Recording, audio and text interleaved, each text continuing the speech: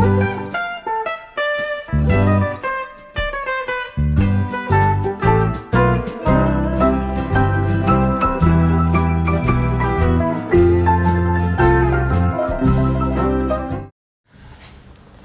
सभी को, मैं मत्तू केवट। मैं आज आपको इतिहास विषय के अंतर्गत देखिए पाठ क्रमांक 9 है दक्षिण भारत के प्राचीन राज्य। तो इस पाठ के स्वाध्याय के प्रश्नों का उत्तर हम देखते हैं। तो पहला क्या है प्रश्न, पहचानो और लिखो। तो पहला प्रश्न इसके अंतर्गत है, देखिए सातवाहन राजा अपने नाम से पहले किसका नाम लगाते थे? तो इसका उत्तर है माता का नाम, अर्थात सातवाहन राजा अपने नाम से पहले अपनी माता का नाम लगाते थे या लिखते थे। दूसरा है, प्राचीन समय में कोल्हापुर का नाम क्या था? तो प्राचीन समय में कोल्हापुर का नाम बच्चों कुंतल था। तीसरा प्रश्न है, अजिंठा की 16वें क्रमांक की गुफा खुदवाने वाला हरिसेन राजा का मंत्री कौन था? प्रश्न है, अजिंठा की 16वें क्रमांक की गुफा खुदवाने वाला हरिसेन राजा का मंत्री कौन था? तो इसका उत्तर है वराह देव। तो वराह देव जो ये था, ये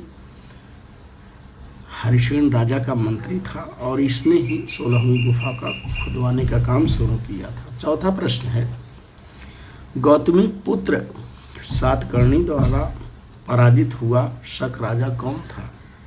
तो गौतमी पुत्र सातकर्णी द्वारा पराजित हुआ शक राजा नहपान था। उस राजा का नाम नहपान था। अब अगला प्रश्न हम देखते हैं। प्रश्न दूसरा है, निम्नलिखित प्रश्नों के उत्तर एक एक वाक्य में लिखो।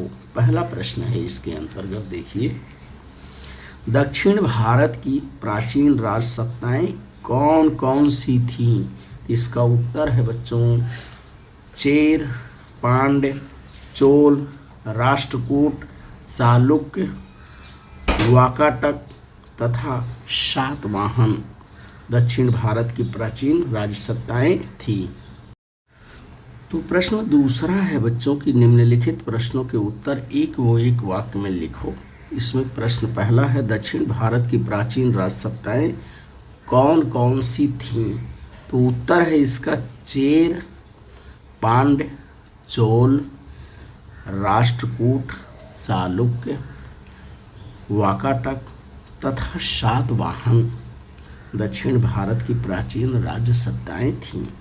दूसरा प्रश्न है इसके अंतर्गत, देखिए मौर्य साम्राज्य का ह्रास होने के बाद किस प्रदेश के स्थानीय राजा स्वतंत्र हो गए? तो इसका उत्तर है मौर्य साम्राज्य का ह्रास होने के बाद उत्तर भारत की तरह महाराष्ट्र, आंध्र प्रदेश तथा कर्नाटक जैसे दक्षिणी प्रदेशों के भी स्थानीय राजा स्वतंत्र हो गए। आगे हम देखते हैं। प्रश्न दूसरा है कि निम्नलिखित प्रश्नों के उत्तर जो है संक्षेप में लिखना है। पहला इसके अंतर्गत है महेंद्र वर्मा का कार्य लिखना है। महेंद्र वर्मा के कार्य, तो आइए हम देखते हैं कि महेंद्र वर्मा का कार्य कौन कौन से कार्य थे। उत्तर देखिए, दक्षिण भारत में पल्लव राजवंश की सशक्त सत्ता थी। पल्लव राजवंश में महेंद्र वर्मा एक पराक्रमी राजा था। उसने पल्लवों के राज का विस्तार किया।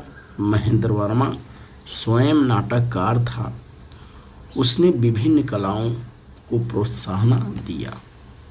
दूसरा प्रश्न है, त्रिसमुद्र तोय पीतवाहन का अर्थ क्या है? इसको स्पष्ट करना है। प्रश्न है कि त्रिसमुद्र तोय पीतवाहन का अर्थ क्या है? तो इसका उत्तर हम देखते हैं कि इसका अर्थ क्या है। उत्तर देखिए, त्रिसमुद्र का अर्थ है बंगाल की खाड़ी। त्रिसमुद्र का अर्थ है बंगाल की खाड़ी, हिंद महासागर और अरब महासागर, हिंद महासागर और अरब सागर। तोय का अर्थ है पानी। त्रिसमुद्र तोय पीतवाहन का अर्थ है जिसके घोड़ों ने 3 समुद्रों का पानी पिया है, ऐसा राजा। त्रिसमुद्र तोय पीतवाहन का अर्थ है कि जिसके घोड़ों ने 3 समुद्र का पानी पिया है, ऐसा राजा गौतमीपुत्र सातकर्णी पराक्रमी राजा था। इसका वर्णन नासिक की गुफा के एक शिलालेख में त्रिसमुद्र तोय पीतवाहन शब्दों में किया गया है। तो इससे इसका अर्थ यही पर है। आगे हम देखते हैं, अगला प्रश्न है इसके अंतर्गत,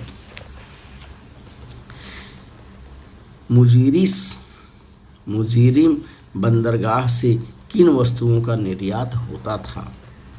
तो उत्तर है मुजीरिस केरल के तट का स्थित कोचीन के समीप का महत्वपूर्ण बंदरगाह था।